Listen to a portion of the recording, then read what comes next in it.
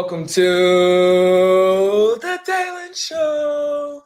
People, it is so good to join you once again for the 5th year of the Dalen Show. I'm so grateful to be your host. I'm so grateful to be a part of your lives. I just want to say thank you again, as I'm going to continue to say throughout this whole season. Your love, your support has been tremendous over the past 5 years, especially during this past 4th season. So thank you so much for your love and your continued just push into my career and my love. So thank you so much. This has been a blessing.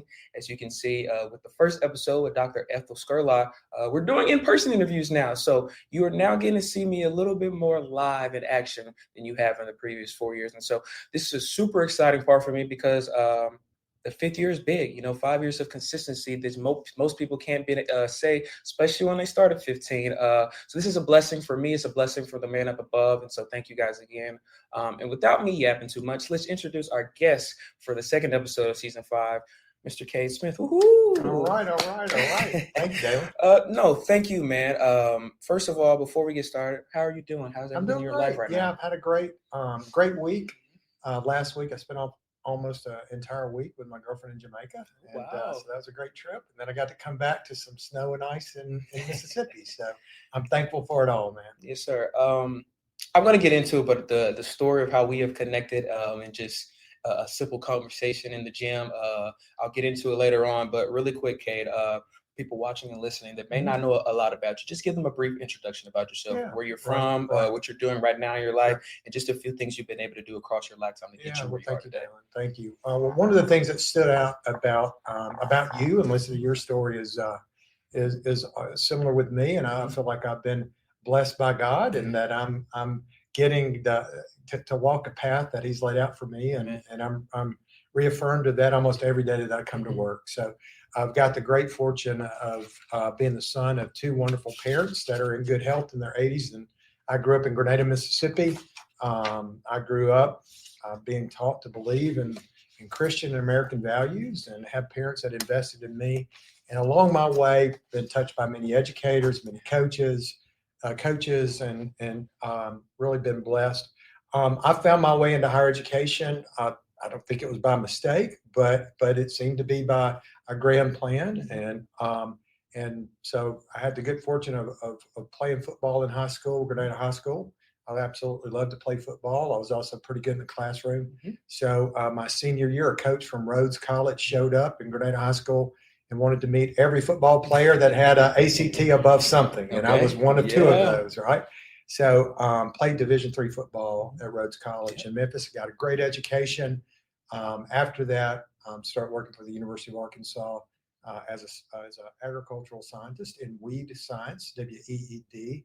I like to say not the kind of weed that one smokes, but the kind that grows in fields. And so started doing research, and then also felt very called to hopefully bless other people with realized opportunities, and asking the question of how can I make the higher education available to more folks, particularly for hardworking folks that might come from modest circumstances. And that became a job within my job, and that was kind of the calling that I had. So over 20 years, Dalen, that became a bigger and bigger part of my job. And I moved out of science to do that access and opportunity, leadership development, and community change work full time. So I've been blessed to be in higher education for 34 years, and about half of that as a scientist, and about half of that as a human development educator, I would say. Yes, sir. First, I want to start with the passion that we both share, and that's working out. Absolutely. Which is the story that I was kind of getting to the beginning. We met in our gym here at Ole Miss. I was literally in the locker room. That's right. And 9 times out of 10, might I say, when I have my headphones on, I'm not in a talking mood. But for some reason, God told me I needed to take my headphones off and talk to this wonderful man right here. And we had about, a 10-minute conversation. Right. And here he is. It's changed my life. I hope that it's hopefully impacted his life in some manner. I don't think he would be here. But I think for my point is that's the power of conversation and connection, people. Amen. So take that as you will. But I want to ask you, what does working out mean for you? Why do you do it so much? Why is it so important in your life? So, Dalen, I started lifting weights when I was gosh, I was 12 years old, going to seventh grade, Mm. right? All I could think about before I was going into seventh grade was getting to play tackle football, right? So picking up from backyard football Yeah. to playing organized football. And part of that came with strength and conditioning training. So Richard Akins, who was one of my mentors and one of my coaches, incredible power lifter. So we're talking about this is about 1980, and Richard Akins was one of these just fascinating coaches and educators. And he would open the weight room at 7 o'clock in the morning, and open it again at 5 p.m. And so that's when I started working out. And so I love to lift weights. I love to power lift, and so that lasted with me till about the age of 25, and I was super strong, weighed about 235 pounds. Wow. Kind of had a bad attitude, if you will, that goes with being a football player. Yep. And at 25, I started running, and then all of that energy that went into powerlifting and being strong and explosive went into running. Yeah. And so I started running at the age of 25, and for the next 20 years, 25 years, 30 years, running, endurance activities, cycling, and a little bit of strength training, just so that I don't wither away. That nothing is solid. So I like to work out about an hour and a half a day, and it clears my mind. It calms me down. It makes me easier to deal with myself, and I think it makes it easier for other people to deal with my intensity and push and drive. So it's part of what I do, and I love to do it in the morning times. Yeah. So yeah, and then there's something also special about locker rooms, right? I mean, there's something special about the brotherhood that happens, and meeting people on a different level. Absolutely. That's also a blessing. Yeah, I love that. It's my therapy, and I Mhm. think for most people it probably is too in some manner. I love what you just said though about it. How you do more working on your full body instead of maybe just this part. Shout out to my guys. You gotta do the legs and everything else too. But I want to go back to your childhood, man. Yeah. Grenada, Mississippi. Grenada. Most people hear that probably don't know where that's at, what that Mhm. is about. Right. What does Grenada, Mississippi mean to you?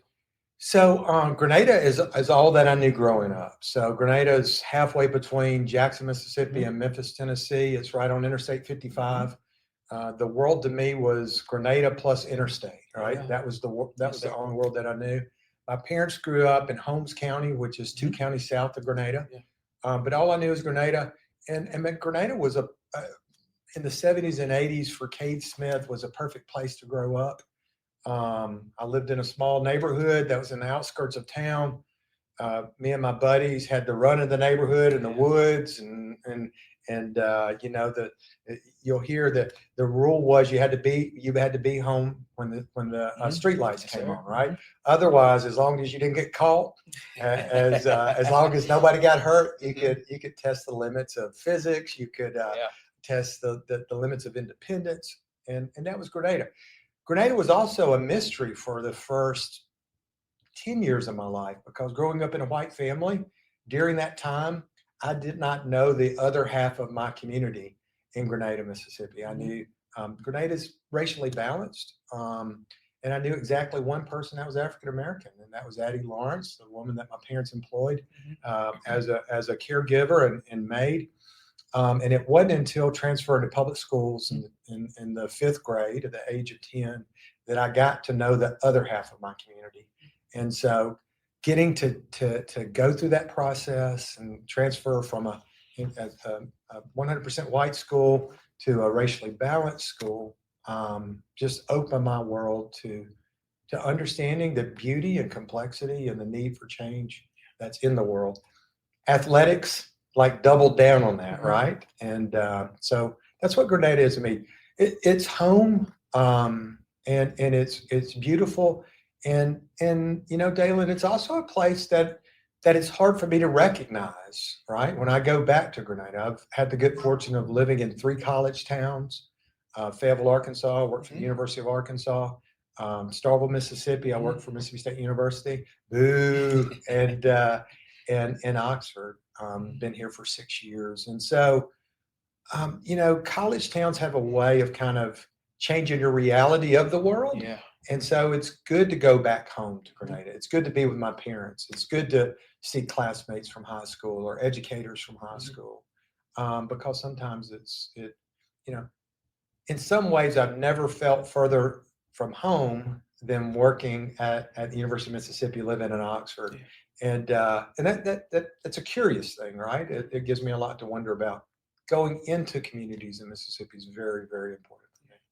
I love that. And I brought something, and I'm really grateful that you brought it up super early, but I brought this book. It's called Learning in Public. It's something that I'm currently reading now. And the byline says, Lessons for a Racially Divided America from My Daughter's School. And it's basically a story from a mother's perspective about, she lives in Oakland, California, and she is deciphering, trying to figure out whether to put her daughter in a private school, public school.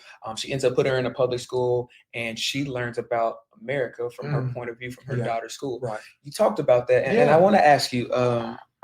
Said you only knew one Black person growing up in Grenada, just before you transferred to public school. What was that transition like, going from previous school where you only knew one, and then going to a public school where you completely changed your way of looking at life? Well, there was some anxiety, right? Not knowing what to expect. Truth be known, there's a couple reasons. I've always been attracted to the thing that that wasn't known, right? So whatever that thing was, Amen. I was very curious about. And then there was also at Kirk Academy, there was a 5th grade teacher that was kind of mean that I was looking to avoid. And my parents gave me the option of transferring to public schools. And me and probably, I don't know, it's probably about 10 classmates transferred over to 5th grade. Wow. And Dalen, it was life-changing for a couple reasons. One, I was hard-headed, precocious, impulsive, probably hyperactive. And I was not a natural reader, right? And a very poor speller. So I tell you that to say, I could wear out a single teacher. Like if one teacher had to be with me all day, I could wear them, right? And then everything was centered around language arts. So reading aloud and spelling. And I didn't have a high aptitude for that. I had an incredibly high aptitude for science and math.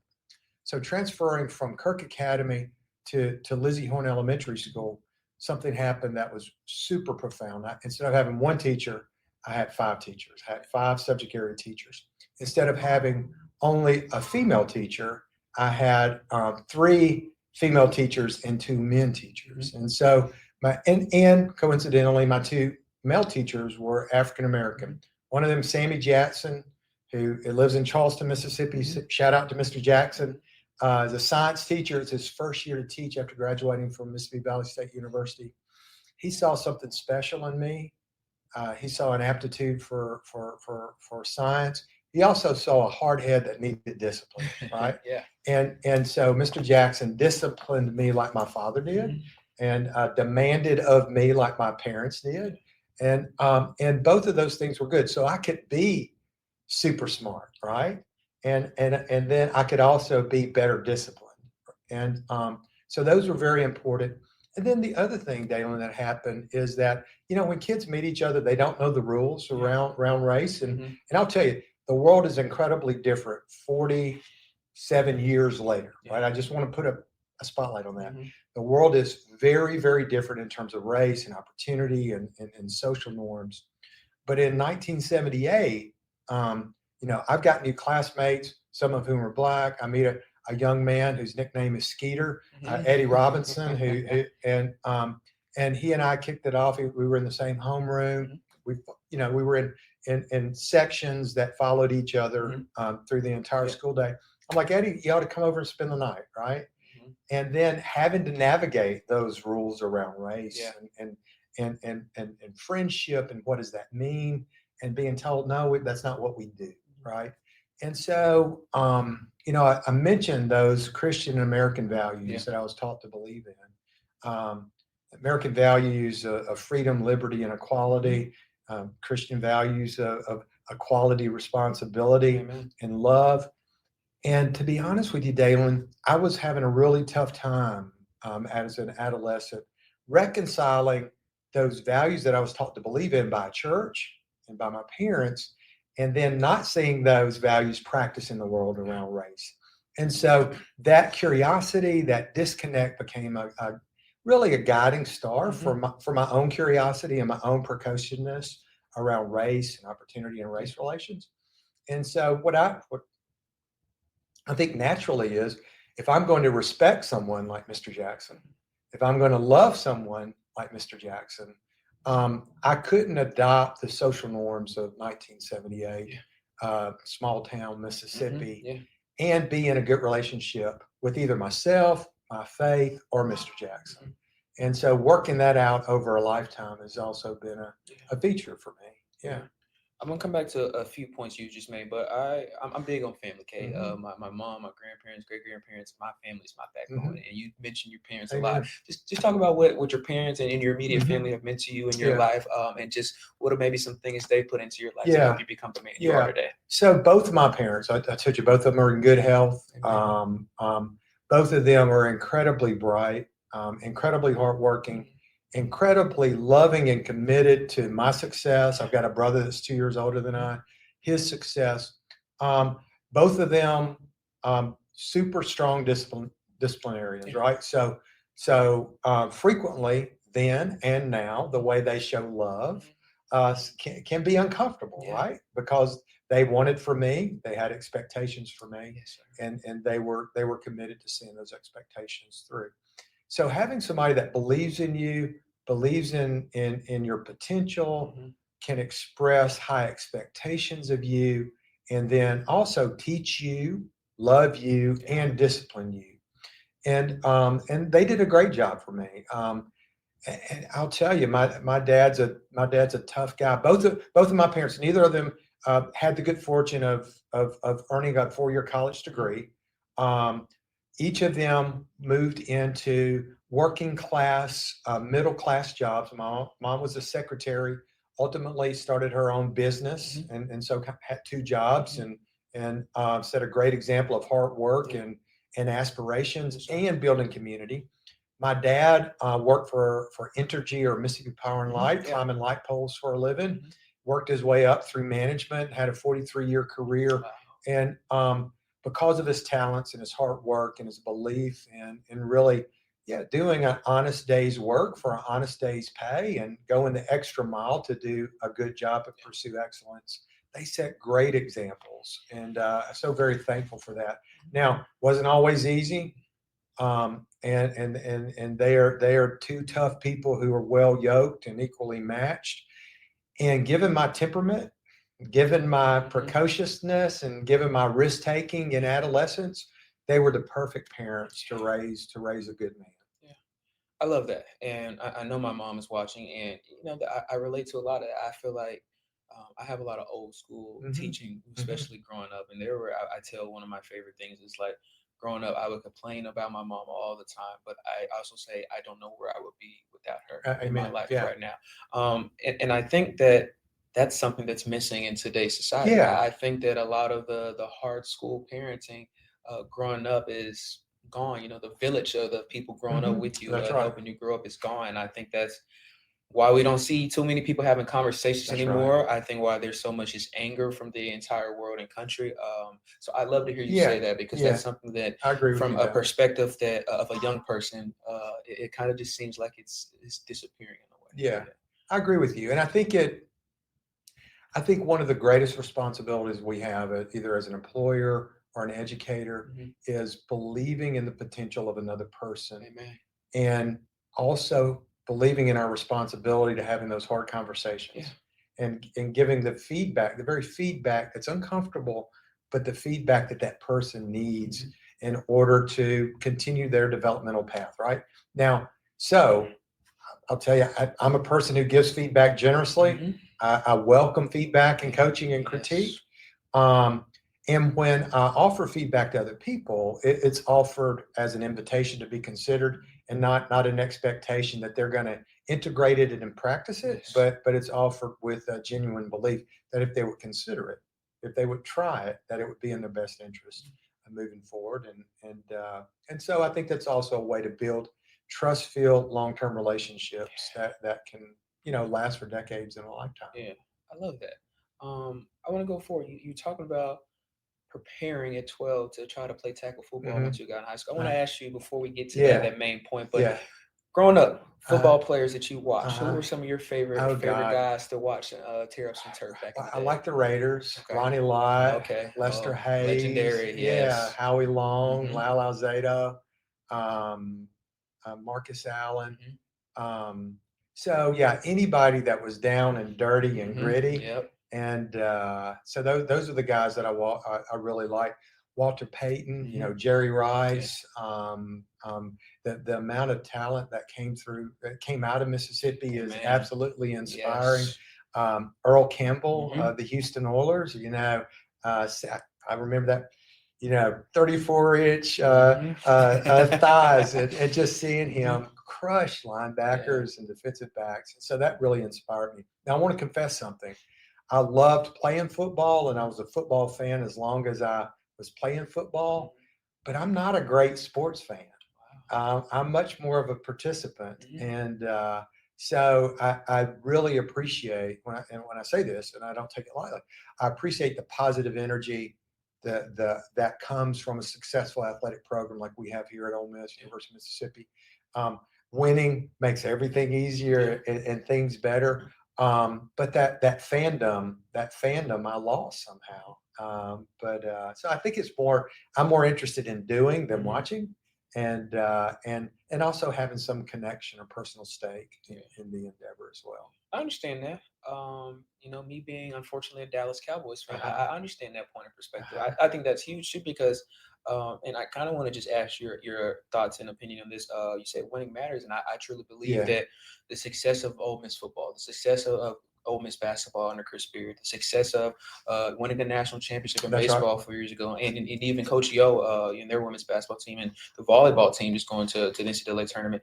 Those things matter They in do terms matter. of breaking numbers, and Ole Miss over the last 3 years has continued That's to right. exceed their freshman record. So just for you, being a part of the program here at Ole Mhm. Miss, what's it like for you to see a number of diversity from students, not just in color and race, but from all over the Yeah. country and the Yeah. world? For you working in the part of this program, Yeah. what does that mean for you? Yeah. Well, one, it's such a blessing.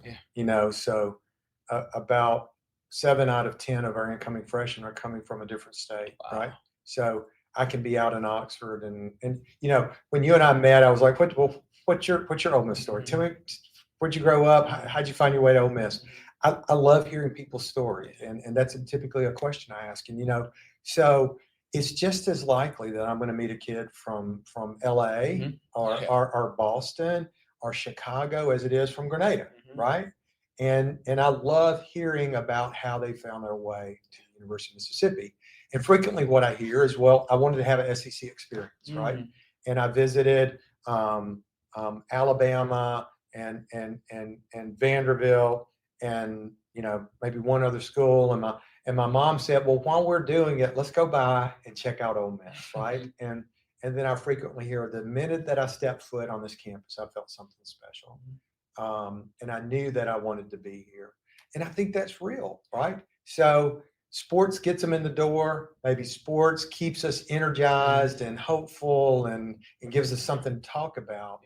But once students find their way here, right? It's the community that we create. Amen. It's the programs of study that faculty and administrators create that keeps them connected.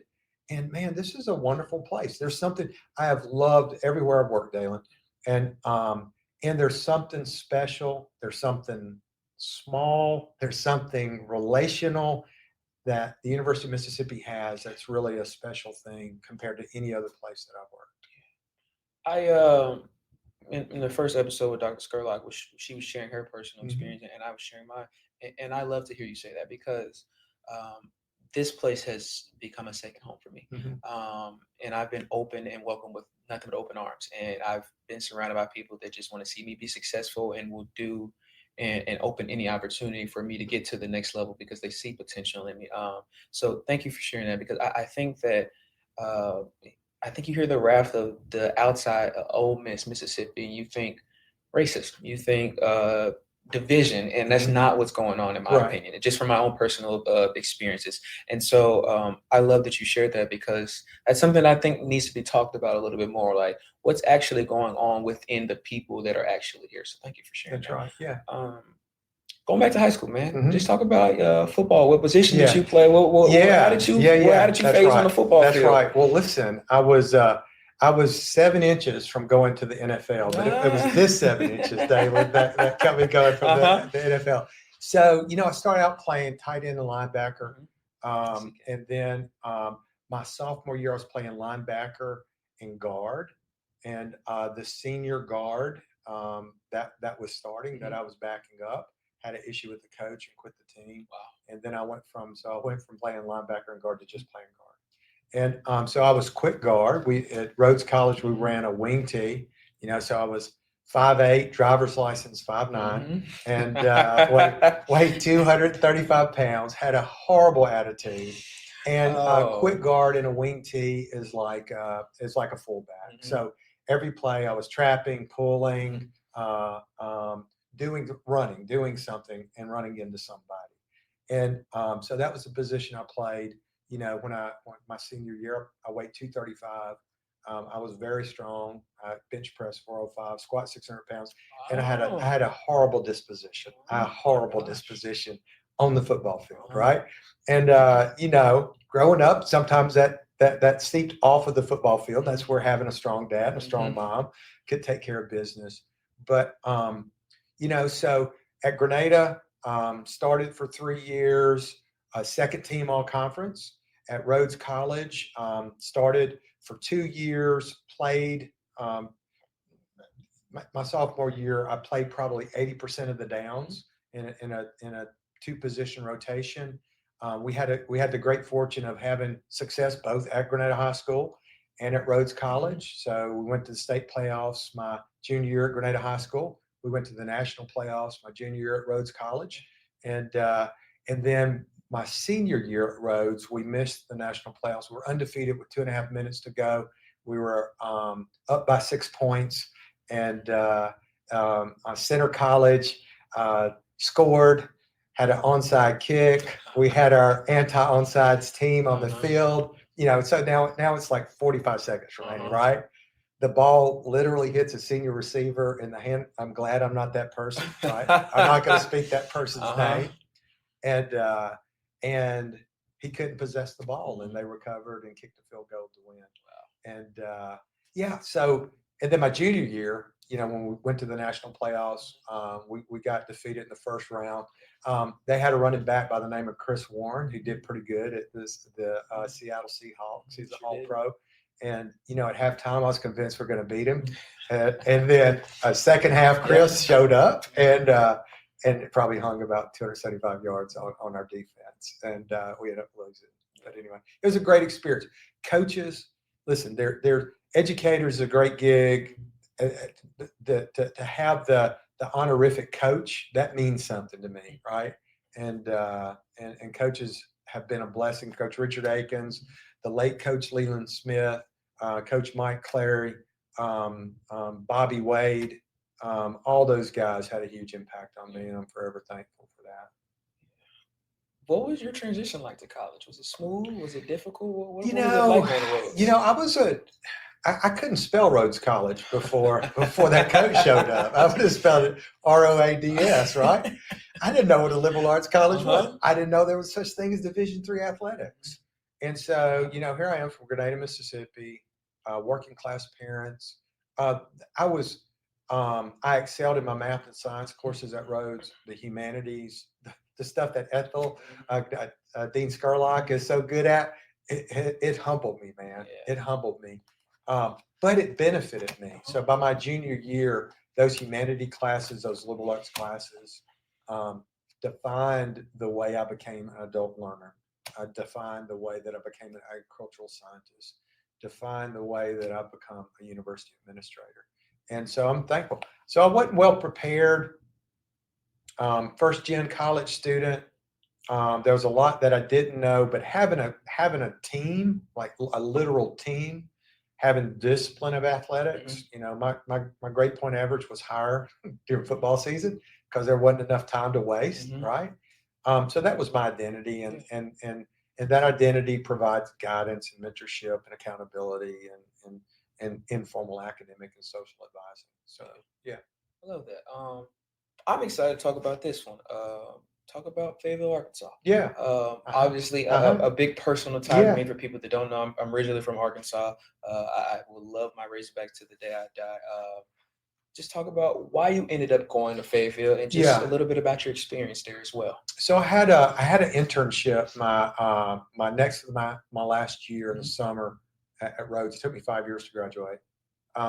So the summer between my fourth and fifth year, I had an internship with an ag chem company. You mind if I stop you really No, quick? You just said it took you 5 years to that's graduate. right.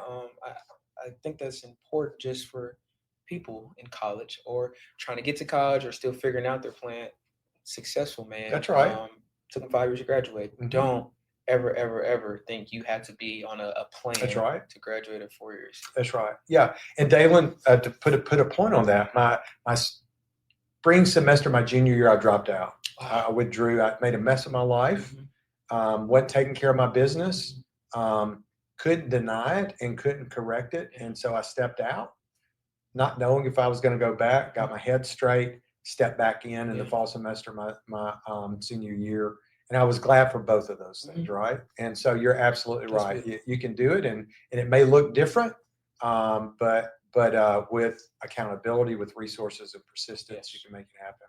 Thank you for sharing that. I'm sorry for Yeah. interrupting you. No, that's so. What were we talking about? Your Fayetteville. How Yeah, you ended up going to Fayetteville? So I had a summer employment with an ag Yeah. chem company, and I was like, I love this. This is what I like to do. Now my mom, my loving mom, wanted me to be a doctor, right? My soon to be wife, who was a high school sweetheart, my first wife, she really wasn't in favor of medical school, right? So and I had some fear of failure. I took the MCAT. I did okay on the MCAT, but there was some fear of failure there too. But that summer working for an ag chem company doing science-like research, right? Science like, not research, science like labor, science like employment, showed me a career path that aligned with my interest and aligned with my science background. So my plan was to go to Fayetteville, Arkansas. It would allow my wife and I to get married, for me to have benefits, so I could be an employee and pursue a graduate degree. And the plan was to go there for 5 years as a scientist, get a master's degree, and then work for an ag chem company. And so Fayetteville was wonderful, man. It allowed me to step out of the parts of Mississippi that were troubling me around race and opportunity, faith. In Grenada, I attended a Southern Baptist church that had a written policy of racial segregation until 1994. Now, this was a big church. Yeah. This was the big church. And so that and a few other things troubled me about religion and as I understood it. But going to Fayetteville in the northwest corner of Arkansas, I could begin to read and learn and ask, who am I? What do I believe? What kind of world do I want to find, and how can I move my understanding of the world toward that, right? And so that was what Fayetteville was for me. And so my first wife and I were there. We started a family there. My son was born there in 1993, and I loved it. I've loved living everywhere I've lived and working everywhere I've worked. And you can find anything you want in Fayetteville, Arkansas. You can find communal hippies, yes, and you can find a right-wing militia, if that's what you're looking for. You can find the arts, you can find nature, all of those things. And so Fayetteville was a wonderful place. My second kid, my daughter, who's 27 now, she lives in Fayetteville. She didn't live there as a child, but she moved there with friends, and she works there. And so I usually get there one or two times a year and connect with old friends. Absolutely love it. Yeah. For someone that's never been to Fayetteville, give them like one or two things that they would have to do if they ever visited Fayetteville, Arkansas. Yeah. So Dixon Street. Yep. Dixon Street is that main drag that goes from the campus to the town. Fayetteville's the University of Arkansas is in the kind of the middle of the town, similar to the University of Mississippi. So definitely go to Dixon Street. George's on Dixon Street is kind of a tavern and a beer garden and music hall. I would recommend folks doing that. There's some good barbecue that you can be found in Fayetteville. But I also recommend that you drive about 30 miles, 35 miles up the road to Bentonville and go to Crystal Bridges Art Museum, right? And the things that's happening in Bentonville are also really, really stimulating. Walmart Foundation is a big driver in that. So Crystal Bridges and Dixon Street would be the two things that I recommend. I love both of them. I visited Crystal Bridges in about 6th grade. Absolutely wonderful. Yeah. Absolutely wonderful. I love those two recommendations. All right, Cade. Rhodes College. Yes, sir. University of Arkansas. And you come back to Mississippi. And attend Mississippi State University. What did you learn from your time at Mississippi State? And as well, what may have been the differences when you were at Mississippi State compared to Arkansas and Rhodes College? Yeah. So Dalen, moved back to Mississippi in 1996. I planned on finishing so my goal was to get a master's and then start working for an ag chem company. While working, I fell in love with science. I fell in love with being a scientist and doing research, and so started a terminal degree, a PhD at University of Arkansas.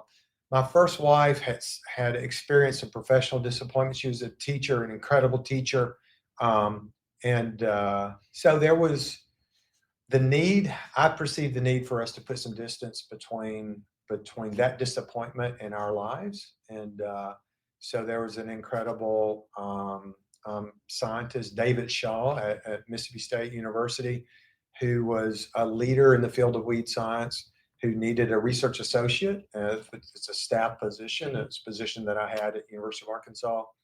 So I applied for that in 96 and interviewed and had the good fortune of earning that position. So we moved back to Mississippi. David Shaw's an incredible guy. When I started working with him, he probably had 19 graduate students. And so I was his research associate, and he really gave me full reign of not only managing his research agenda, but also doing personnel development, mentoring for other scientists in training. And so that was a great fortune. Dalen, coming back to Mississippi, I thought I had worked out all of those things in my mind, and in my heart, particularly around race and racism.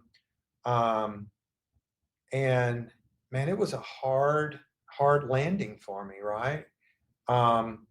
And the thing that stood out is I can't believe that I brought my 3.5-year-old son back to deal with the same things that nearly drove me crazy, right? And what happened was, because I'm curious and because just like Oxford, Starkville's a small town, the diversity of perspectives, the diversity of experiences and ideas around all manner of things, including faith and social issues and politics. So I could find my group, right? I could find my clique.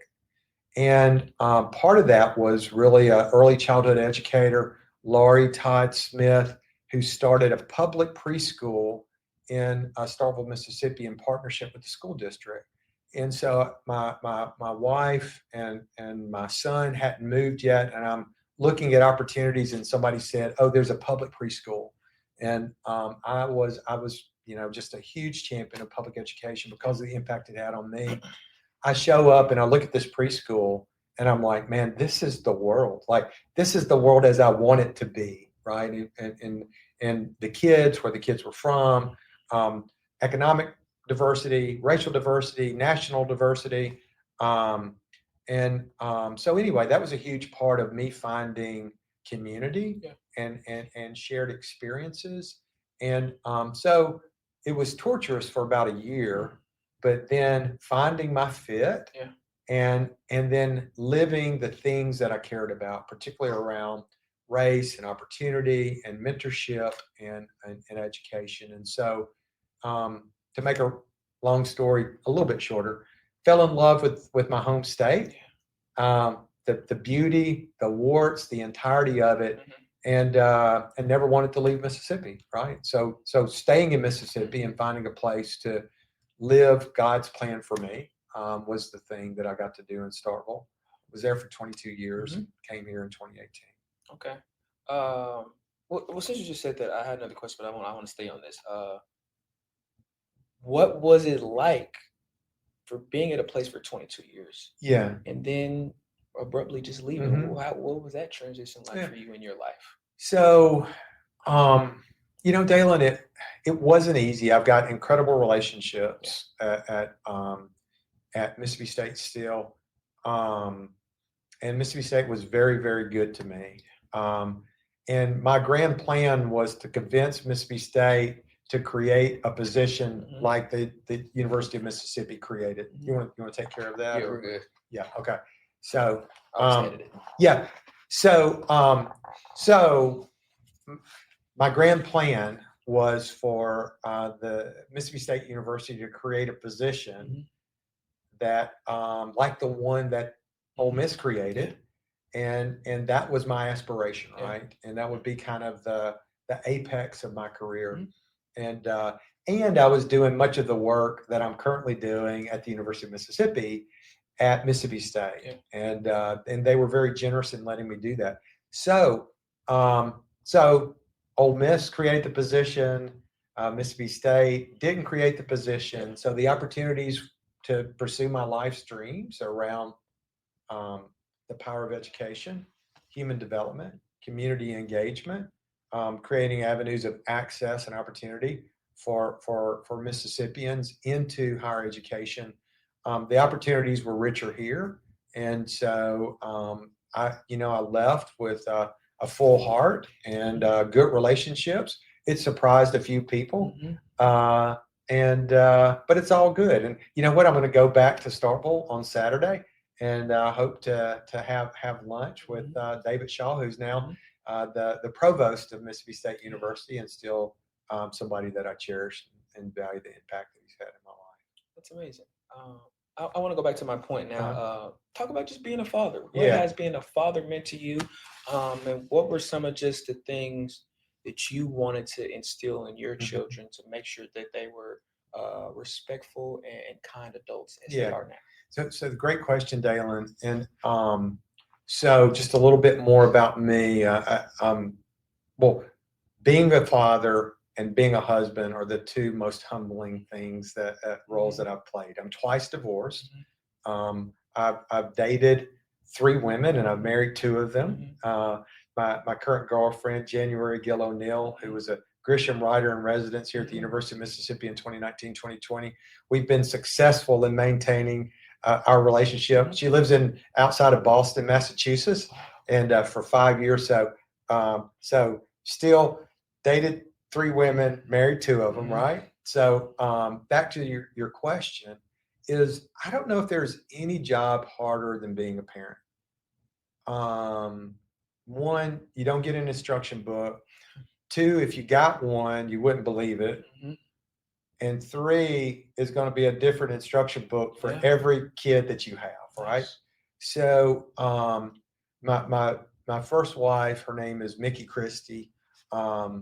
Mickey and I raised our 2 kids to first and foremost to love everybody, love people across social strata, racial identification, gender, faith, to love, right? That was like lessons 1, 2, and 3. And then to follow their interest and to treat people with respect. And then the last thing I would say is to understand that the decisions that you make right now are going to have long-term impacts on your life. So my son's an artist, and he was going into an arts endeavor. And, my advice to him is, son, just make sure that if you take out loans, that that you understand what your income potential is, right? So think about that return on investment.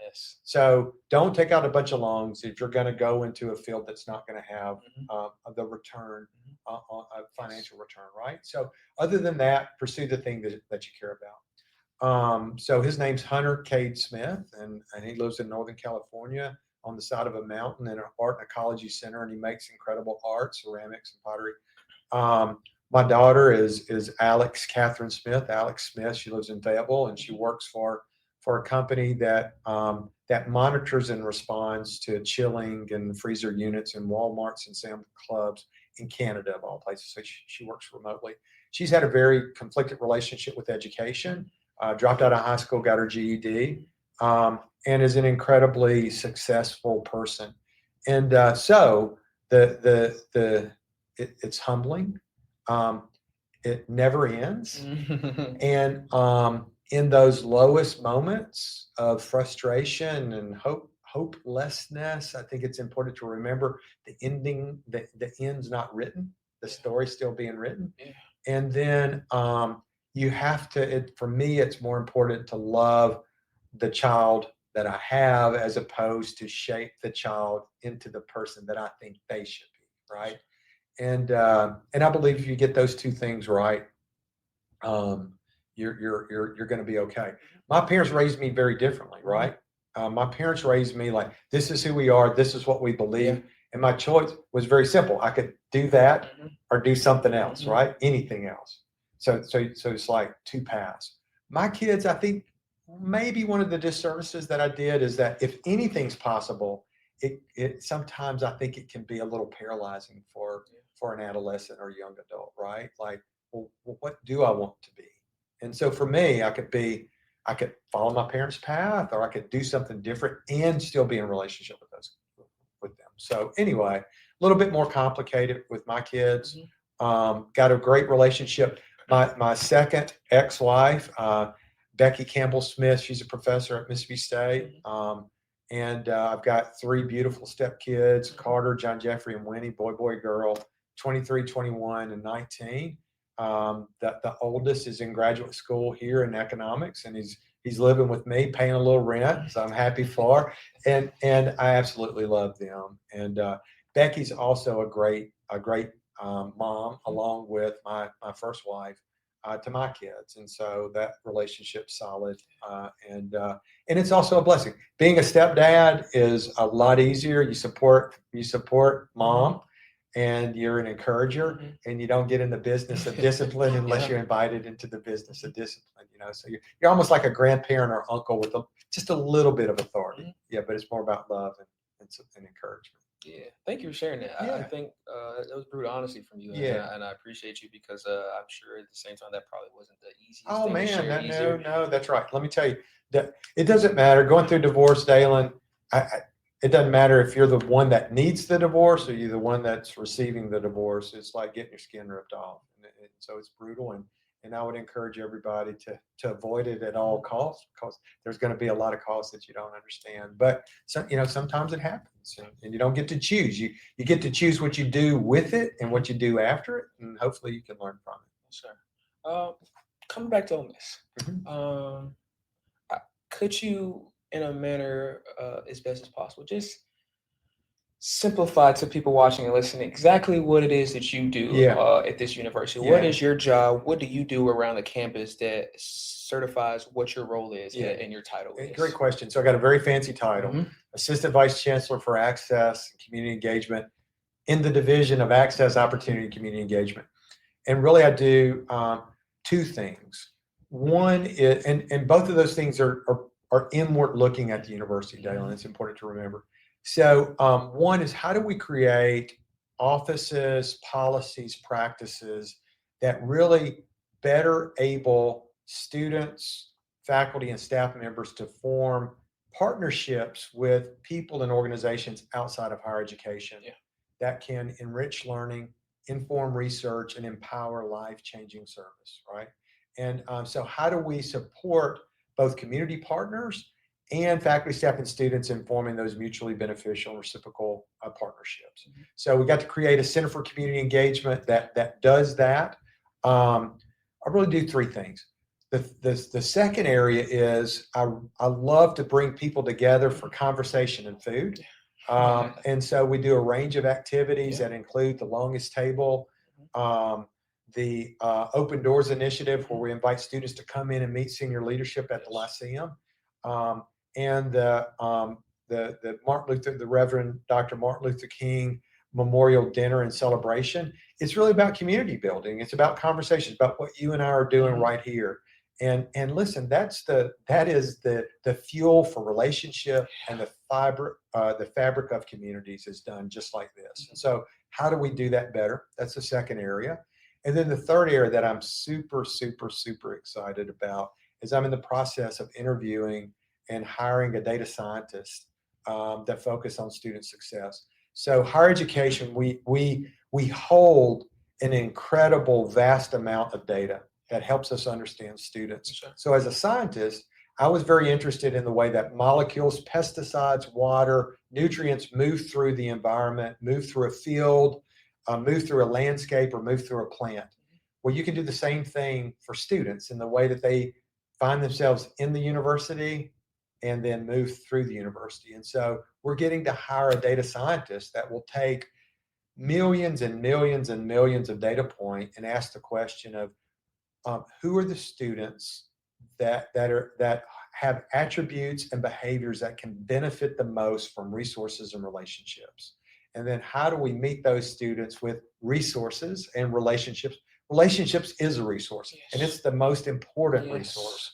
And so how can we anticipate that better so that the kid from rural Grenada County who's from a modest family and can work hard can find a relationship that helped them convert that hard work into the realized opportunity here. So that's the third area, is really around institutional reform and asking the question, how are we using our resources and how can we use them more efficiently and more effectively to recruit and timely progress through graduation students so that they can pursue their dreams. That's what we're selling, right? We're not selling, hey, come here, muddle through your classes for 4 semesters, leave with debt, leave with an outstanding balance and no credit, right? That we don't want that to happen. So we can change the trajectory and the probability of students having that ending, which is not desirable, or having the ending of being able to pursue their dreams because of their education, their experience at Ole Miss. I want to ask you, there's with your experience of public schools and your passion for education in general, there's so much going on within our country in terms of public schools, colleges, funding, all of that, etc. Where do you see education for college students in this country moving forward? Where do you see, do you think it's heading in a good direction, a bad direction, in a middle direction? Like, from your perspective, what are you seeing right now that is making things kind of go in the way that they are right now? Yeah, so I think education needs to do a lot of internal critique and ask the questions, are we achieving the outcomes that we should be achieving based on the resources that we're putting into those outcomes? I think we can do better, Dale. I mean, I love to work out, right? And when I was a young man and that I can see progress now that I'm aging, it's a decline, but it's still data that matters, right? And so I think that we can address the deficiencies that we have, but we can only do it if we're willing to take sober, objective assessments and look for the things that we don't want to find, but we need to be aware of, right? And then how do we give credit for those that are doing exceptionally good things? And that's an incredible amount of educators, schools, families that are really overperforming, right? And so how do we identify those and replicate those practices to schools? And then how do we give credit for administrators and educators that are underperforming, right? But that we need that accountability. We need that feedback. And I think that's where data really matters. So there's some challenges that we face. There's institutional challenges, there's social challenges, there's familial challenges. And all 3 of those things have to be pulling in the same direction in order for kids, for students to benefit from the power of education.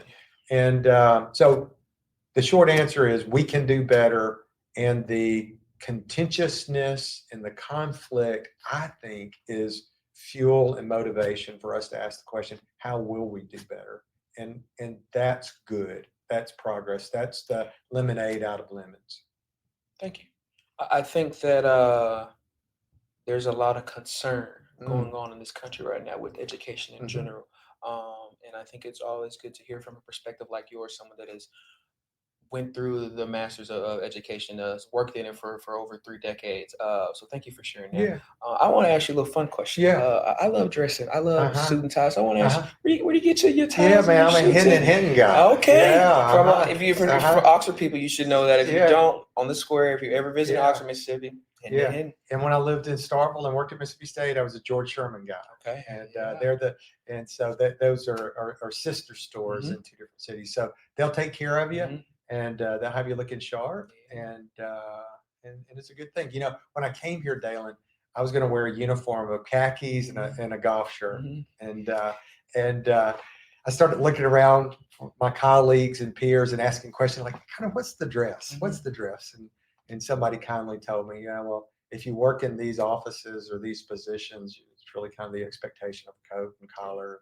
And so now this is my uniform, and I just make it a part of my day. So, but those folks at Hinton and Hinton have you looking absolutely. short. Now, Dalen, maybe they want to be a sponsor of the Dalen Show, you know? You heard it here first. If this happens, you know where it started from. That's so right. we'll work behind the scenes on that. We appreciate you, Cade, for that. What's your goal? Your end goal? Man, let me tell you what, Dalen. Almost every day, I park at Lamar Hall and I walk to the Lyceum. And I get chill bumps just thinking about it. If you would have asked me 30 years ago to write down my dream job, I could not have come up with a job this good, man. I could not. I could only dream toward a job like this, right? And that sense of gratitude has just continued to grow.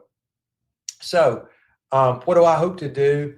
I hope to have an institutionally positive impact on the way we understand how we serve and educate students, particularly students from humble means. That's where my heart is. That's where my heart's always been. And the cool thing is, when you get to be an old head like me, I'm 57. You don't have to have credit. So you might be the generator of the idea, or you may welcome somebody else's idea and you support them doing it, right? And so just getting to be a part of that and seeing ideas turn into programs that have real impact on the institution, have real impact on students' learning, have real impact on research, have real impact on community connections, and it's an incredible payoff. The other thing that I'll tell you is when I was in Fayetteville, Arkansas, in the early '90s, this is probably '92, the liberal arts education started paying off, and I read 2 books in pretty quick succession. One was Writing and Speeches of Martin Luther King, including a letter from Birmingham jail.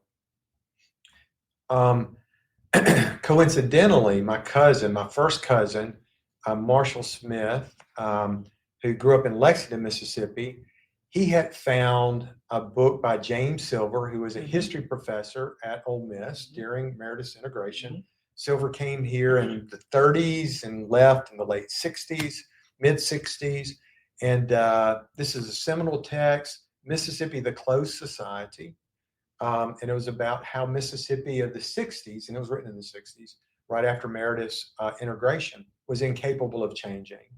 And Marshall and I were first cousin. Our grandfather, the late Andrew Paul Smith Sr., was a segregationist sheriff in Holmes County. And you could read about him arresting my heroes, Hollis Watkin and Hartman Turnbow in Lexington, for their efforts to register for vote. So, coincidentally, Dalen, my grandfather died in '79, the same year, academic year, that I transferred to public schools. He was worthy of my love and a great man. He was wrong. He was on the wrong side of history, but he's worthy of my love. But the point that I want to make is maybe a highlight in my career is getting to be a part of the 60th celebration of the integration of Ole Miss, man. So to go from being struck as a 24-year-old young man discovering the history that explained what I was finding in Grenada, but nobody would talk about or explain to me, in a book written by a professor at Ole Miss about this tumultuous event that happened in 62, to getting to be a part of the 60th celebration planning group and meeting Meredith several times and Mr. Meredith several times and meeting the U.S. Marshals and talking to the U.S. Marshal Services about their role. Who gets to do that, man, right? And so the short of it is, I don't know how long this ride will last, but as long as I can bring value to the institution that benefits the institutions, the students, and citizens of Mississippi, I think I'm going to be here as long as they'll have me. Now, if they get tired of me, and that could happen, I might get a little old on the vine and need to do something else. And if I can't make an impact, or if maybe that impact isn't appreciated, and I don't think that'll be the case, I think it'll probably be time to hang it up. My dream job in retirement, because I'm in the state system retirement, Dalen, so I got a good retirement. And my dream job is working for TSA, man. Oh, I want to be that person that I did not expect that. Oh, Mr. Dalen, where are you going today? And so there's something fascinating about those folks at TSA. They get to meet people that are going all over the world, tens of thousands of people a day, and overwhelmingly, all of these people are being decent. Now, a few of them are having bad days. A few of them have left their best self at home. A few of them may have had too much to drink. But overwhelmingly, you walk through an airport, there's hundreds of thousands of people being decent humans, trying not to get in each other's way, Dalen. That's the world that I believe in. And that world is right outside of our door. That world is all around us if we look for it. Now, there's problems in the country. We can read about them in the New York Times, the Washington Post, MSNBC, Fox News. But that's not the fabric of our community, right? You go into the public spaces, you see the way that people treat each other. That's the heart of America. That's the heart of a community. And we don't need to forget that. And so anyway, those are the things that I'm excited about. So I got a plan post-retirement. And so I tell them, I'm like, when I retire, I think I want to work for TSA, So anyway. I love it. I really do. I think you are in an enjoyment in life that yes, you're just happy where you're at. And that's right. There's a joy in that because, and I say so much, I love what I do and it doesn't feel like work. And I've heard that many times, but I truly want to amend that even more. Don't do something you don't love. That's right. And that's huge. Like I just said, I don't feel like getting up every day. This is not what I want to do, or I have to grow and I have to have a conversation. No, this is what I love. So please empathy something that you love and go find that passion, whatever your gift is, whether you figure it out at 15, whether you figure it out at 35, just go at it whenever you figure it out. Okay, there's one big thing that I always ask before wrapping up my interviews. It's two questions in one. Okay. And the first is just what piece of advice would you give to somebody watching or listening, just about life in general, to just maybe help their lives, help them get through a struggle, anything that you want to give to somebody watching or listening. And secondly, you kind of talked about a lot of it, but just legacy. I'm big on legacy and doing things that I want to be remembered for in a manner that in a positive manner. So when people hear the name Cade Smith, what do you want them to always remember about who you were as a person? Thank you, Dalen. So the first piece of advice is if somebody really causes you to have a negative response, that's somebody you need to get to know better, right? Wow. So reach out to that person, have a meal with that person, inquire about that person, and do it while you question why you're having that negative response to that person, right? So you will find some incredible beauty in the world. You will find perspectives that you couldn't imagine, and you're also going to find something about yourself, right? So that's the first thing, and it's an incredible way to build friends who see the world differently, and that can only benefit you. And then the legacy, gosh,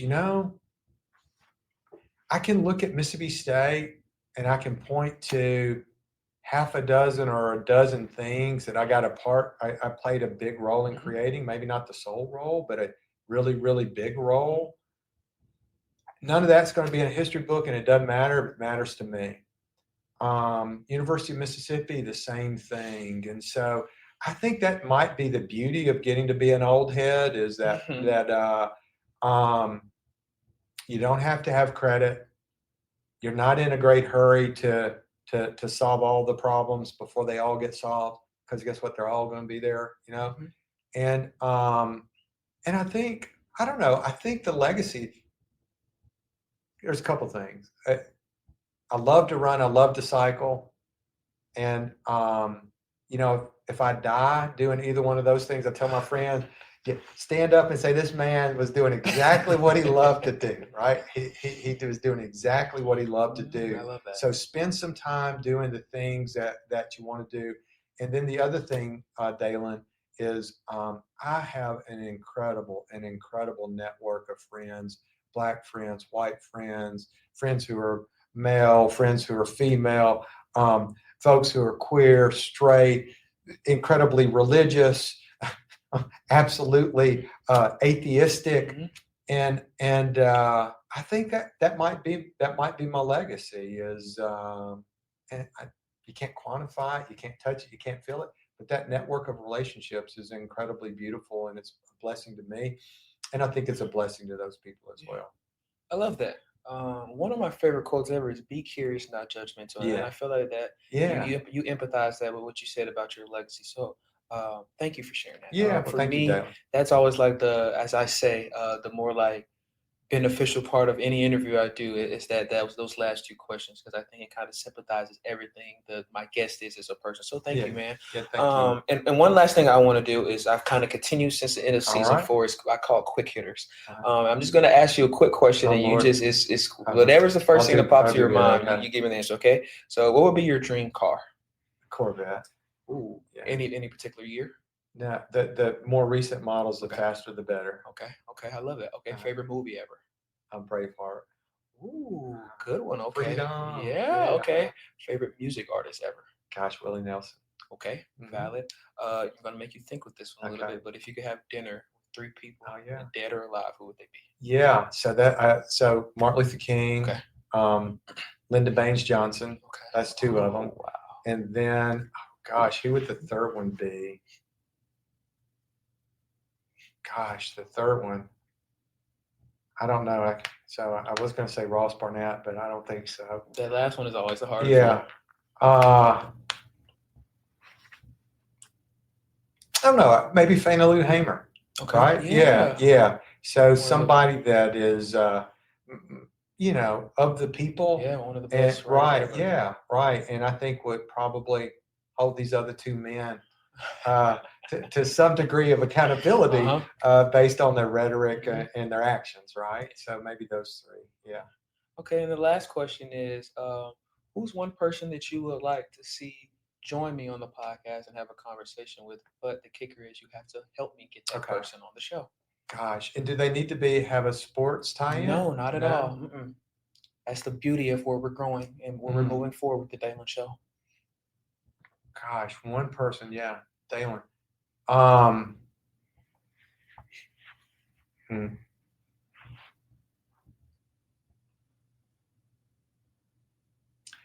Dalen, that's you can keep this or edit it, but for many people in my job, stepping into media is intimidating because there's a lot of concern of not being treated well, right? Understandable. Yeah. Trust me. Yeah. I don't know.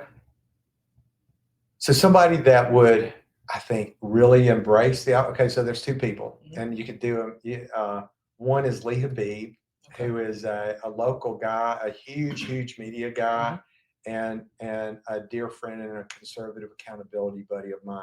I met Lee because he was really objecting to some of the things that I was trying to do, and I thought this is somebody that I need to know and who needs to know me. He's a dear friend. Yeah. He has a syndicated radio network program in 400 radio stations across America. That American Private Radio, Our American Story. So Leah Beebe would be one of them. Okay. There's a counterpoint to Leah Beebe, who's a professor here on campus who is also in the gym every morning, J.T. Thomas, who's a sociologist and a Marxian-informed social activist who's studies race and racism, and he wrote a great book critiquing diversity regimes called Diversity Regimes, and he's kind of the modern day embodiment of James Silver. And both of those men have very big perspectives and very big personalities, incredibly well read, incredibly bright, and I think would show up well for you. Okay. Yeah, and I would be happy to connect. Okay, you well, with we're both of gonna them. count on you for that. Yeah, I love that, yeah. man. I thank you again. No, you know what? I want to say thank you to the man up above because for connecting us. Yeah. But thank you for joining me. I had a lot of fun with this. Yeah, and me too, Dan. My kind of big thing for this fifth season is just joy and just Yeah. having a lot of laughter. Amen. And we did a lot of that. We did, I learned a lot, and I hope people watching learn and took a lot as well. So thank you, man. Yeah, I really appreciate it. And continue doing what you're doing. I know you too, man. it's not easy, especially working in education, but you're inspiring people whether you realize it or not. So thank you so much for your commitment. You're very welcome. Appreciate it. Yeah, take care. Thank you, man. Thank you guys for your love and support. Continue sharing all the videos, subscribing to our YouTube channel, following us on social media as we move forward with the 5th season of The Dalen Show. Thank you guys. All love. God bless. Take care.